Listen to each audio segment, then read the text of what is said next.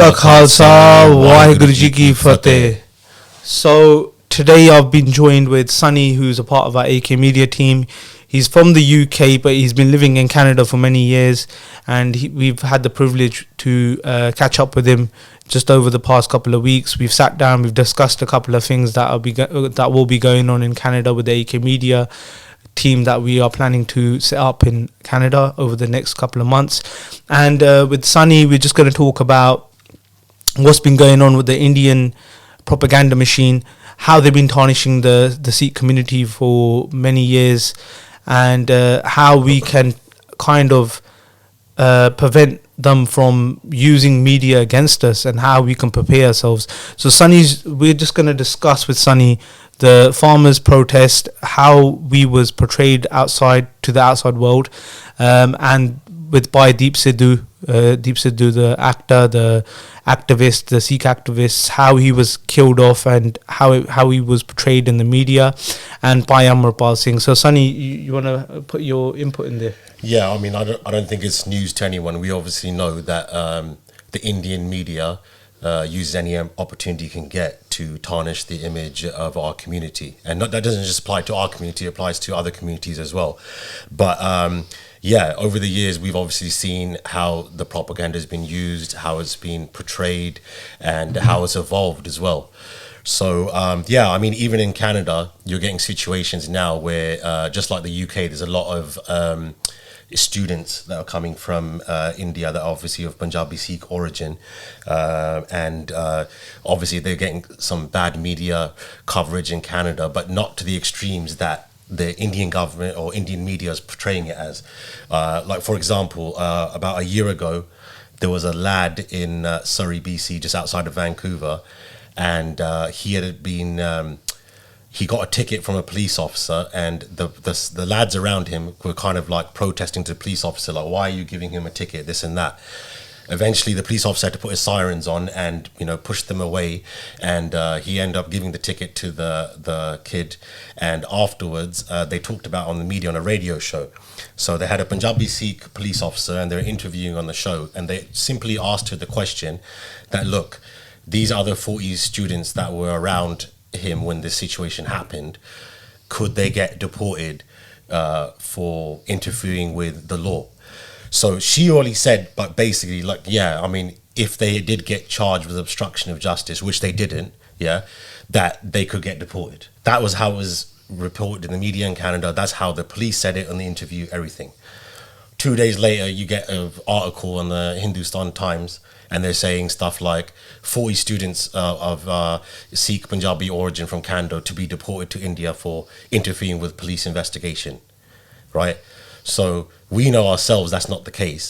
But what they've done is they've taken one story from Canada and they've manipulated it in order to make our people look bad, make it look like Sikhs are leaving from India, going out to Badle Mulk, yeah, and basically doing wrong, innit? Wasn't there another incident just recently in Canada where some Asian chap, I don't know if he belonged to the Sikh community or if he's belonging to the Punjabi community, he was accused of, he was caught on camera stabbing somebody, a gentleman who's with his kids and his family, and then he stabbed him, yeah, and he killed him. But then the Indian media claimed that it was some Khalistani that had done it. Yeah, there was two angles of propaganda on that one, actually, even from the Canadian media, to be honest. So that video had originally come out, and in that video they show that, okay, the Punjabi Sikh lad stabs the Gora, the guy was a Gora, yeah? And basically he's laying on the floor bleeding out. That guy's gone back into Starbucks, just casually drinking his coffee like nothing's happened. Police have come and picked him up. And originally he got charged with murder, but obviously that's just an initial charge. The person's not guilty of it until found guilty. There's a verdict, right? So basically what came out later on was that that guy had actually pulled the knife out on the Indian lad, the Punjabi lad. Okay. Yeah? Okay. So basically what happened was, from what my understanding, I could be wrong, but basically what had really happened was the Punjabi lad was vaping, and the Gora was with his kid and his wife or girlfriend, and said something towards the effect like, can you stop vaping in front of my kid? right? And I think the Apna Punjabi Munda said something like, yeah, like, I'm not really doing it near you, like, what's it to you, this and that.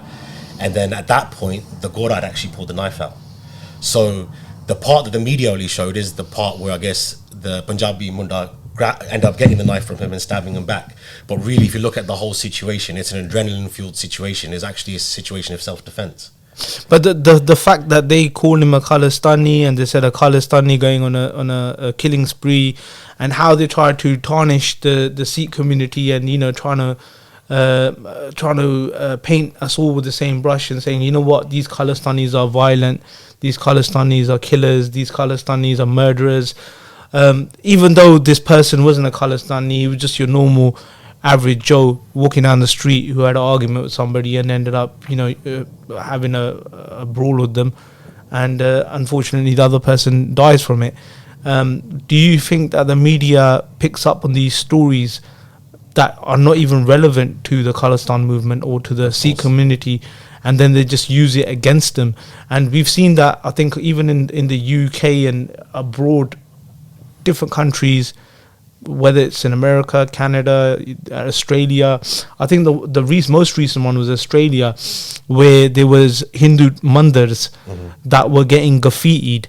And now, why would a Sikh person, just in my opinion, why would a Sikh person, I've not heard of a Sikh person ever saying, you know what, I'm going to go down to someone else's religious place of worship and I'm going to graffiti, or I'm going to, cause some form of disrespect to that sort of place. We're always there to defend it.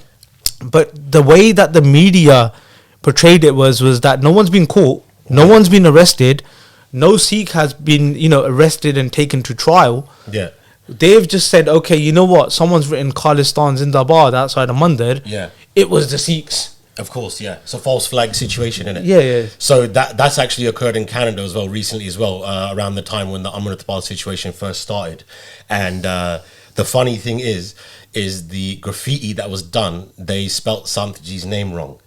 Oh, I remember this, yes. So a lot of people pointed out straight away that, like, if a proper true hardcore Khalistani spray painted that on a mandir, 100%, they would at least got Santji's name spelt right. Definitely. So they spelt it wrong, and to be honest, it just looks too obvious, it's too blatant. Like, it's obviously not done by our lot, and it's been done by the other side, and they're just trying to use that and say that, well, they're doing it. Do you think that's because of another thing that was being said was that the Sikh referendum was going on for the Khalistan movement, for Punjab to be free, and the referendum votes were going on, and even in Australia now, I think there's been a dispute over the past couple of days where it's been a heated dispute amongst Sikhs and other groups as well, that they were holding the referendum at a venue, and apparently the council, well, I think it's in a different area in Australia, it's not Sydney, I believe, it's somewhere else, that they've lost the venue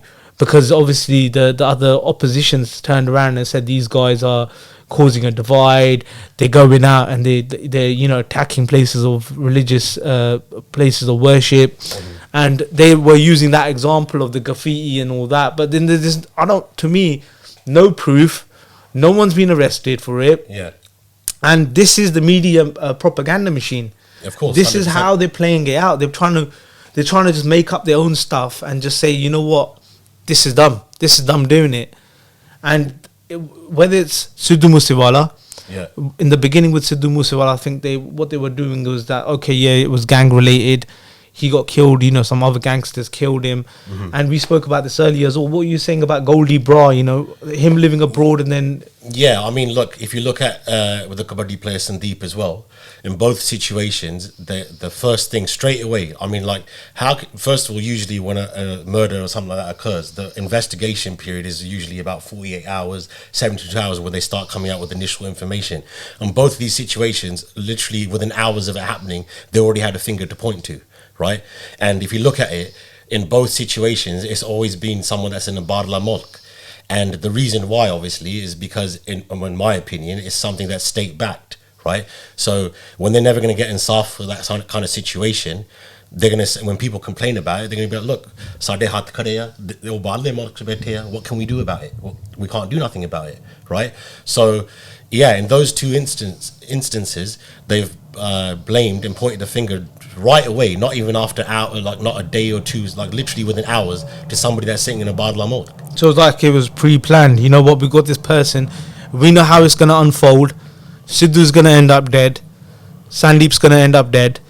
That guy, Goldie Bra, we're going to blame him. His picture's going to go straight out onto the media 1 hour after Sidhu's death. He's going to take credibility for it. There's going to be a voice recording or audio recording of him that suddenly comes out of nowhere as well, saying, yeah, I done it. Yeah, and what? I'm in Canada. No one can touch me. I'm untouchable, blah, blah, blah. I killed him because of this, X, Y, and Z. Not only with them, if you look at the Deep Sidhu situation, car crash happens. The car was there. Apparently so, it took them 40 minutes to get him out of the car. In those 40 minutes, no one took a picture. Yeah. No one pulled out their phones to record what's happening. Exactly, yeah.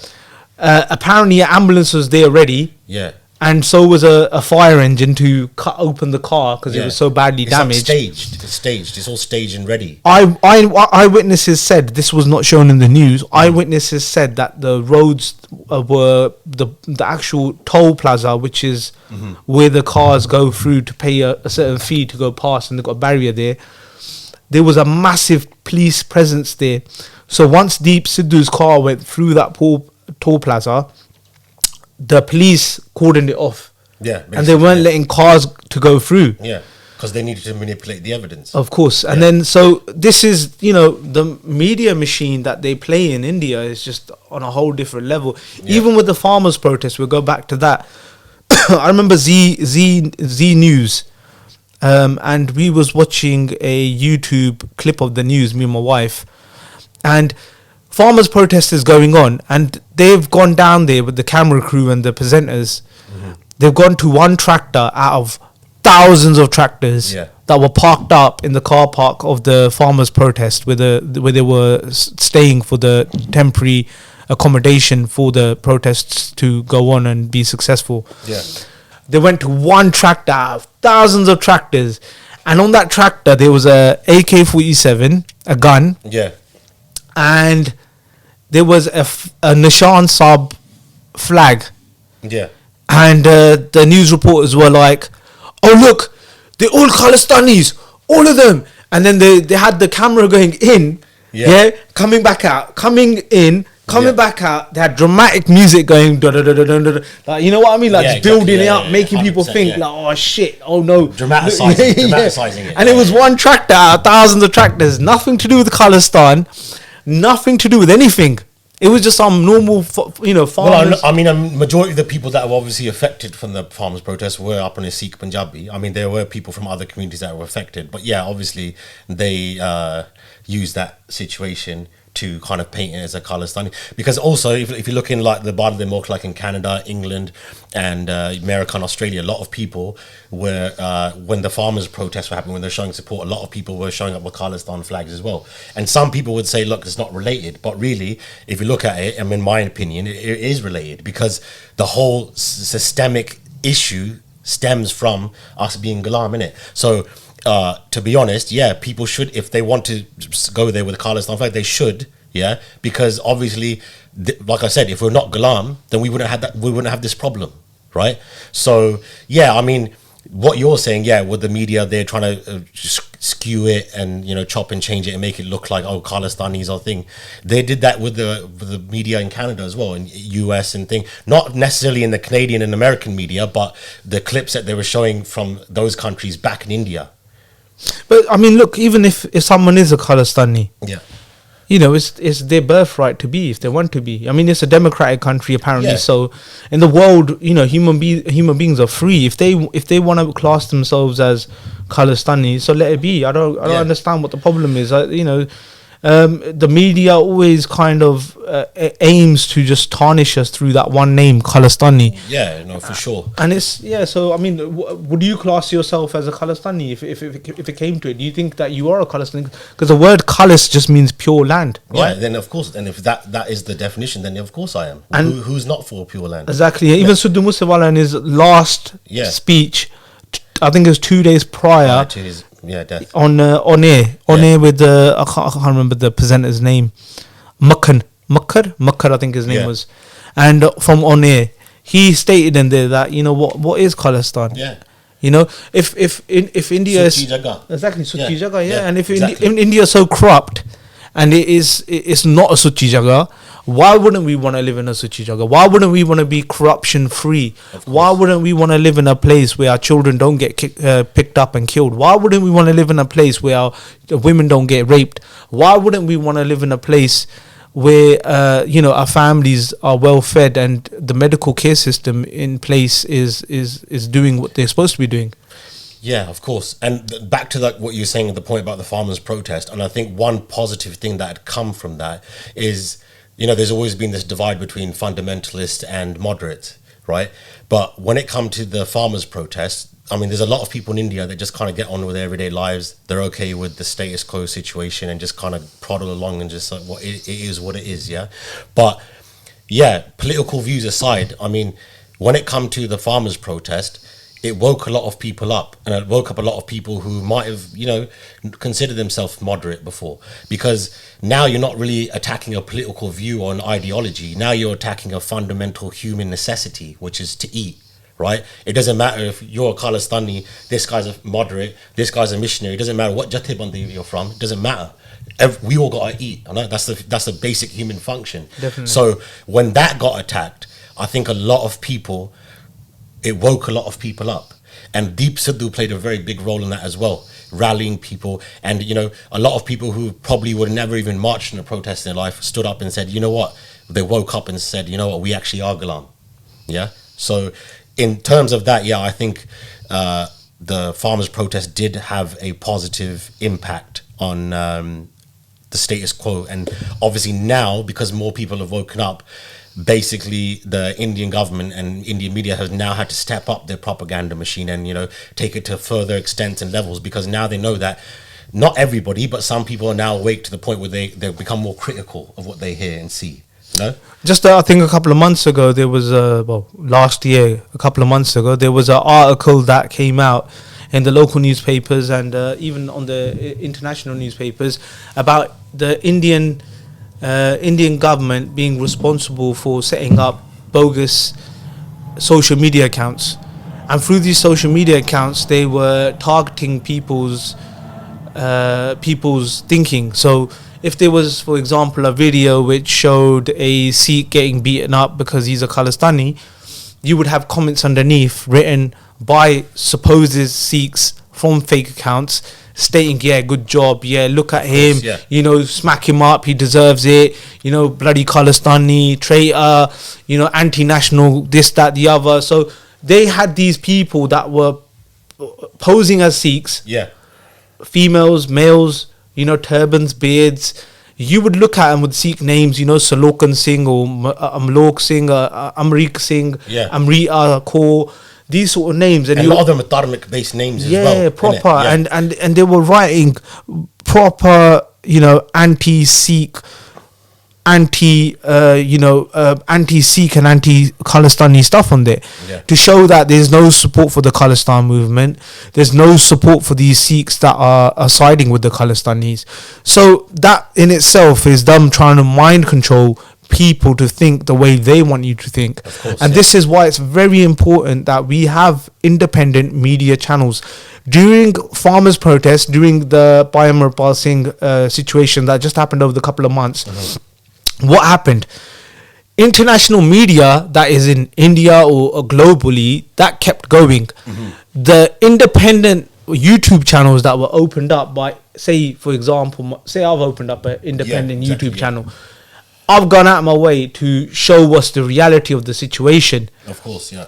Now, those channels were targeted by the government, by the Indian government. They had over, I think, 30 to 40 YouTube channels that were forced to shut down in India. Yeah, they shut down a lot of that stuff, yeah. But the Indian channels, the Indian media channels, were allowed to operate the way they want to operate, because obviously we know that Of course. you know, they get the approval from, you know, up there, and that's it. Whatever they say goes. And you know, if they want to run a story, they probably run it by them Yeah. before they run it. I mean, that's pretty much how a communist country works, isn't it? They Of course. control the media. I mean, India is supposedly supposed to be the world's biggest democracy.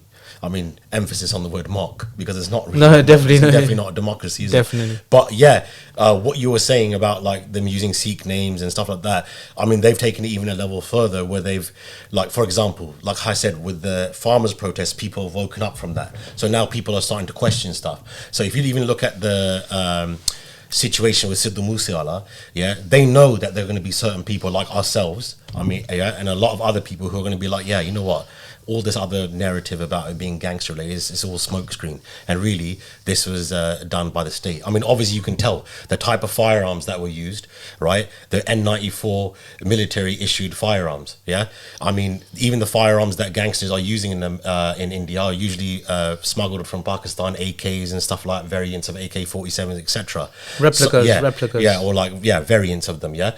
But basically, if you look at the spread pattern of the bullets, yeah, I think what Sidhu, he got hit I think 18, 19 times. There's not 18, 19 holes in that windshield. A lot of bullets went through the same hole because that was done by professional hitters. It wasn't done by people that are just, you know, some kids that gangsters paid go and shoot them up. No, it was done properly. They shot the wheels out, they done everything, right?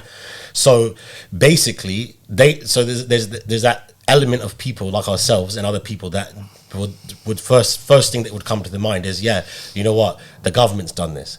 But now then they start coming out with media reports of, okay, so you know, you were talking about the referendum 2020, yeah, you've got Gurpatwant Singh Pannu. There's some fake audio made of him where he's allegedly telling the assassins that, look, I've got shelter for you to hide when you want to hide you guys, because obviously the police are after you, etc., etc.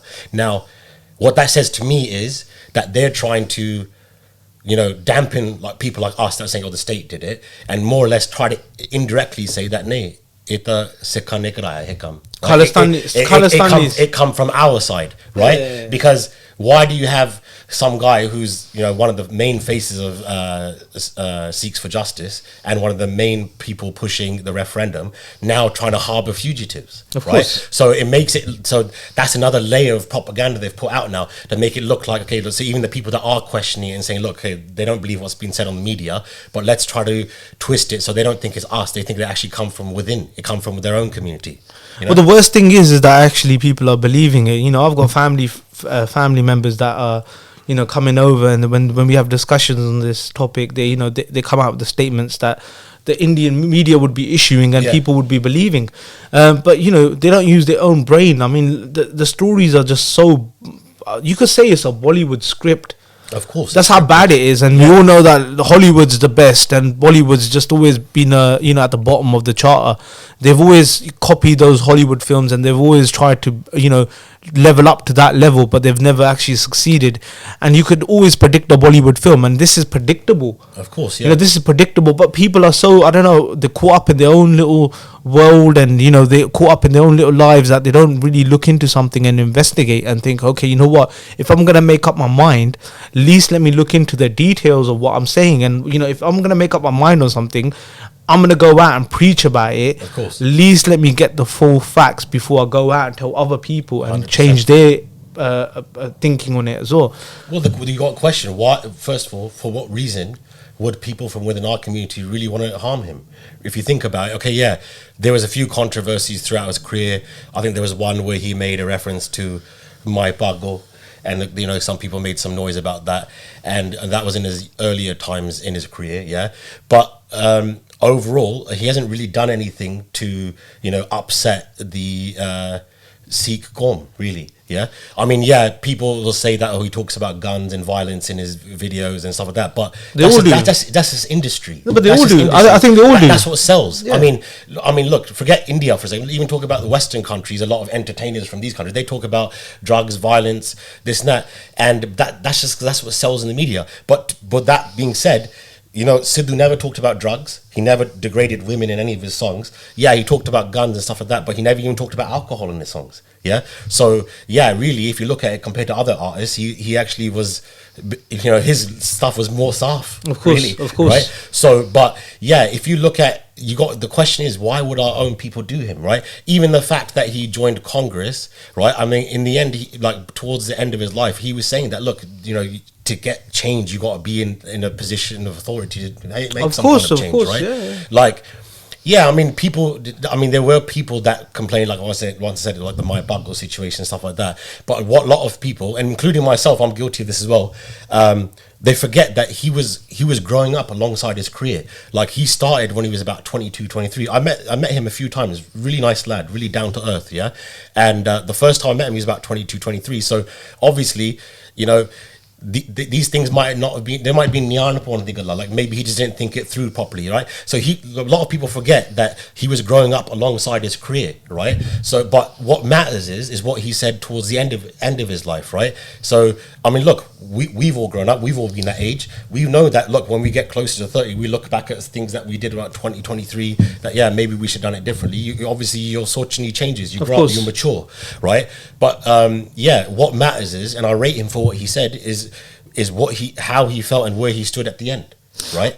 I think we've kind of covered most of the topics today that we was going to be talking about. I think the main topic was the propaganda machine that the Indian government's been using for a little while, and how it's had a massive impact on the Sikh community.